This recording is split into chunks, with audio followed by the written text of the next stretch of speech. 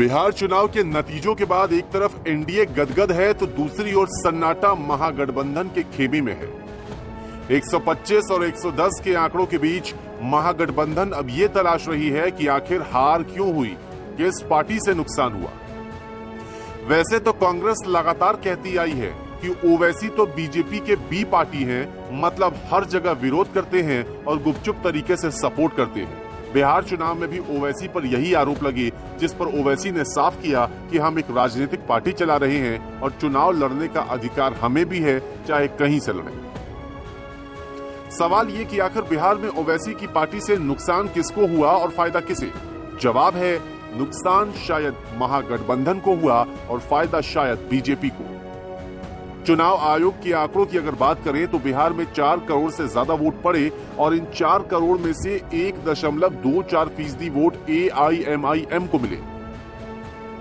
इस चुनाव में ओवैसी की पार्टी को 5 सीटों में बिहार में जीत मिली है और जिन इलाकों में जीत मिली है वो सीमांचल इलाके में है। अब इसे समझने की जरूरत है।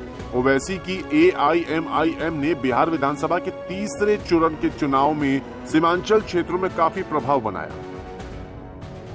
वैसे सीमांचल की बात करें तो सीमांचल में मुस्लिम समुदाय की संख्या ज्यादा है और सीमांचल में महागठबंधन की अब तक पकड़ रही है और AIMIM के आने से महागठबंधन को एक तरह से झटका भी लगा।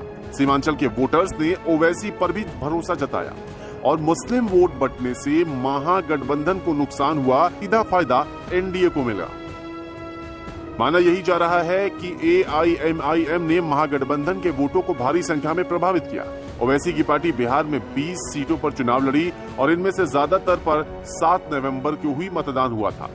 ओवैसी पर जब हमले हुए तो ट्विटर पर ओवैसी ने तथ्य पेश किए और कहा कि जो लोग वोट कटवा कह रहे हैं वो अपनी हार स्वीकार क्यों नहीं लेते। सभी 20 सीटों के आंकड़े को पेश किए और महागठबंधन को नसीहत दी कि आप हार स्वीकार लीजिए और मान लीजिए कि एनडीए को नहीं हरा पाए, हमें वोट कटवा कहना बंद कीजिए।